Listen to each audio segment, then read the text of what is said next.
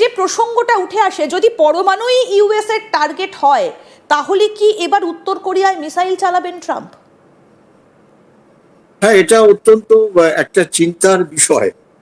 কিন্তু Donald Trump যেভাবে ওনার statement গুলো বলছে আর চেঞ্জ করছে, কখনো বলছে কখনো চেঞ্জ করছে।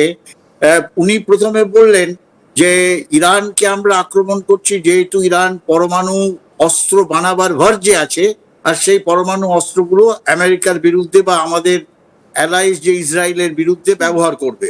সেটা গত বছর জুন মাসেই আমেরিকা বিশালভাবে স্ট্রাইক করলো ইরানের সঙ্গে, ইরাকের সঙ্গে, ইসরায়েলের সঙ্গে মিলে, কিন্তু তার রেজাল্ট কিছুই হলো না। এবারে যেমন কিং জংকে উনি আবার একটা স্টেটমেন্ট দিলেন যে এরপর হয়তো নর্থ কোরিয়াকে আমি টার্গেট করব। আমার মনে হয় ডোনাল্ড ট্রাম্প এই সমস্ত কথা বলছেন যেগুলো টোটালি সুইসাইডাল। উনি যদি যেটা এখন দেখতে পাচ্ছেন যে প্রথমে ইরানে বলল যে পরমাণুর জন্য আমরা অ্যাটাক করছি, তারপর উনি স্টেটমেন্টটা চেঞ্জ করে বললেন যে ইরানের যে মিসাইল সিস্টেম আছে সেটা পৃথিবীর সব থেকে ডেঞ্জারাস মিসাইল সিস্টেম, সেই মিসাইল সিস্টেমকে আমরা ডিস্ট্রয় করব। তারপর উনি বললেন না, আমরা চেঞ্জ অফ রিজিউম করতে চাই, যেটা আমাদের হয়ে আমেরিকা বা ইসরায়েলি পন্থী হবে। তা উনি যে কি বলতে চান বা কি বলছেন, কখনো কিছু বলছেন, কখনো কিছু গোল পোস্টকে শিফট করছেন, কখনো ডান দিকে কখনো বাদিকে, ইট ইজ ডেঞ্জারাস। কিন্তু নর্থ কোরিয়া আর রাশিয়া, ভারতবর্ষ, চায়না, সবাই কিন্তু প্রত্যেকটা দেশই কিন্তু ওর জন্য অত্যন্ত একটা কনফিউশনের মধ্যে আছে যে এরপর ডোনাল্ড ট্রাম্পের কি টার্গেট হবে। কি উনি তো প্রথমে যখন ইলেকশনের আগে কিন্তু বললেন যিনি পৃথিবীর মধ্যে শান্তি আনতে চান, একটা টেলিফোন কল করে উনি রাশিয়া আর ইউক্রেনের যুদ্ধ থামিয়ে দেবেন, গাজাতে শান্তি ফিরিয়ে নিয়ে আসবেন। কিন্তু এখন দেখা যাচ্ছে যে উনি একটা টোটাল একটা রিভার্স টার্ন করে এই যুদ্ধের জিগির চালিয়ে যাচ্ছে। এর পেছনে হয়তো অনেক ব্যাপার আছে, সেই ব্যাপারগুলো যদি আমরা গভীরে যাই, কিন্তু তার আগে আমি বলি north Korea is a very powerful country. আর কিং জং তার কমপ্লিট সাপোর্ট আছে তার রাশিয়া আর চায়না, এই দুটো দেশের থেকেই কিন্তু এই নর্থ কোরিয়ার বিশাল একটা সাপোর্ট আছে।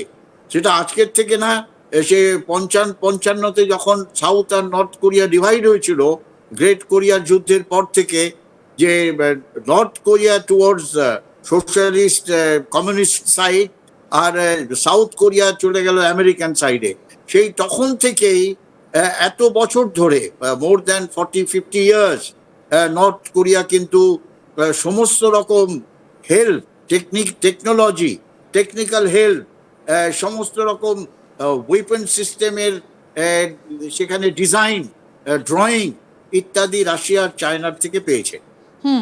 সেটা আমেরিকা যদি মনে করে যে এর হয়তো ও সেরকমই কিছু ভেবে রেখেছে, কিন্তু আমার মনে হয় ট্রাম্পকে, ট্রাম্পের সরকার আর যে আমেরিকান পিপল যারা অ্যাকচুয়ালি শুভ বুদ্ধি সম্পন্ন পিপল, তারা কিন্তু বিরত করবেন যে এরপর এই ধরনের একটা মিস অ্যাডভেঞ্চার যেন আমেরিকা না নেয়। একটা ছোট্ট জিনিস, আমরা যদি ইতিহাসটা ঘাঁটি উত্তর কোরিয়ার, তাহলে তাদের ইতিহাস হচ্ছে চুক্তিভঙ্গের ইতিহাস। আমরা যদি দেখি যে 2022 সাল থেকে উত্তর কোরিয়া কিন্তু নিয়মিতভাবে শক্তিশালী ক্ষেপণাস্ত্র পরীক্ষা করেই চলেছে, এবং এরই মধ্যে গত কয়েকদিনে যে ইরান এবং আমেরিকার মধ্যে এই যে যুদ্ধ হচ্ছে, তার মধ্যেও কিন্তু ক্রুজ মিসাইল তারা টেস্ট করে চলেছে। তাহলে কেন উত্তর আমেরিকা টার্গেট নয়? ডোনাল্ড ট্রাম্পের কি সেখানে কোনো ভয় কাজ করছে? কোনো রকম ভাবে কি উত্তর কোরিয়াকে ভয় পান ডোনাল্ড ট্রাম্প? দেখো, এই নর্থ কোরিয়া এই যে যুদ্ধ হচ্ছে, এই যুদ্ধের মধ্যে কিন্তু আগের থেকে জড়ায়নি।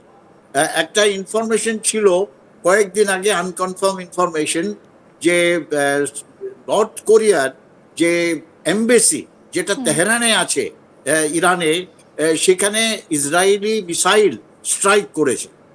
তারপরে কিন্তু কিং জং উত্তর দিয়েছে যে যদি এই ধরনের অ্যাক্টিভিটিস করা হয় ইসরায়েলি বা আমেরিকার থেকে, তাহলে কিন্তু তার পরিণাম অতি ভয়ঙ্কর হবে। আর আমরাও কিন্তু এটা এরমভাবে রিপ্লাই করব যে আমেরিকা এর জন্য খেসারত দিতে হবে বা ইসরায়েলকে খেসারত দিতে হবে। কিন্তু এই ইনফরমেশনটা কনফার্মেশন কিন্তু হয়নি। কিন্তু একটা কথা ঠিক যে কিং জন কিন্তু বলেছে যে এই যুদ্ধে আমরা ইরানকে সাপোর্ট করি। দেখেন ইরান এর উপরে যেভাবে আমেরিকা বা ইসরায়েল আক্রমণ করলো সেটা totally violation of international norms.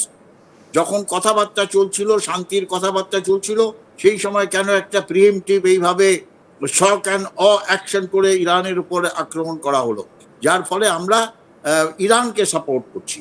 তাই এবারে নর্থ কোরিয়া এরকম একটা দেশ, তারা কিন্তু কারো কথা শোনে না, আমি স্ট্রেট ওয়ে বলে দিচ্ছি। সিমিলারলি তারা ইন্টারন্যাশনাল নর্মসও মানে না।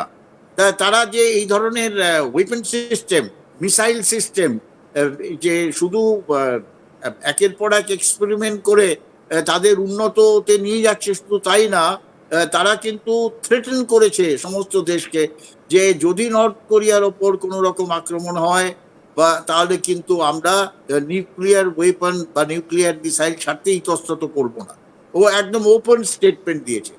সেটা আমেরিকা মনে করে একটা থ্রেট, যার ফলে হয়তো সেটাকে কাউন্টার করার জন্য ডোনাল্ড ট্রাম্প এই ধরনের কথা বলেছেন। কিন্তু ডোনাল্ড ট্রাম্প বেশিরভাগই একটা পলিটিক্যাল রেথরিক করে যাচ্ছে। উনি কি মিন করছেন, কি করছেন, গ্রাউন্ডে কি হচ্ছে, আমার মনে হয় তার মধ্যে অত্যন্ত একটা ভেরিয়েশন আমরা দেখতে পাচ্ছি গ্রাউন্ড। ঠিক স্যার, আপনি আমাদের সঙ্গে থাকুন, আমরা একটুখানি শোনাই যে চীনের তরফ থেকে কি বলা হয়েছে। তাদের তরফ থেকে প্রকাশ্যে ইরানকে সাপোর্ট করার বক্তব্য কিন্তু এবার সামনে এসেছে। কি বলা হয়েছে চীনের তরফ থেকে একটু শুনবো। China does not agree with the attacks on Gulf states and condemns all indiscriminate attacks on civilians and non-military targets. The urgent task is to immediately cease military operations and prevent further expansion of the conflict. The solution lies in returning to dialogue and negotiation as soon as possible and striving to restore peace.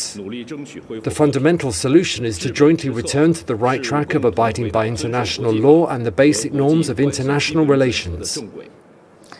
একদম খুব স্পষ্ট করে এই যে যুদ্ধ, এটা বন্ধ করার কথা বলা হয়েছে এবং যেভাবে বেসামরিক জিনিসগুলোকে টার্গেট করা হচ্ছে, আমরা ইরানে দেখতে পেয়েছি যে সেখানে মানুষের বসতিকে টার্গেট করা হয়েছে, স্কুলকে টার্গেট করা হয়েছে, বিশেষত ইসরায়েল যে সমস্ত জায়গাগুলোতে মিসাইল হামলা চালিয়েছে।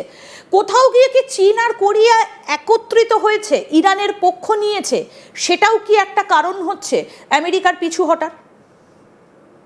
দেখো, আমেরিকা আগের থেকেই জানতো যদি এই ধরনের একটা যুদ্ধ এটা যদি যেভাবে বেড়ে যাচ্ছে, যদি বেড়ে যায়, তাহলে ইরানের পক্ষে কোন কোন দেশ আসবে।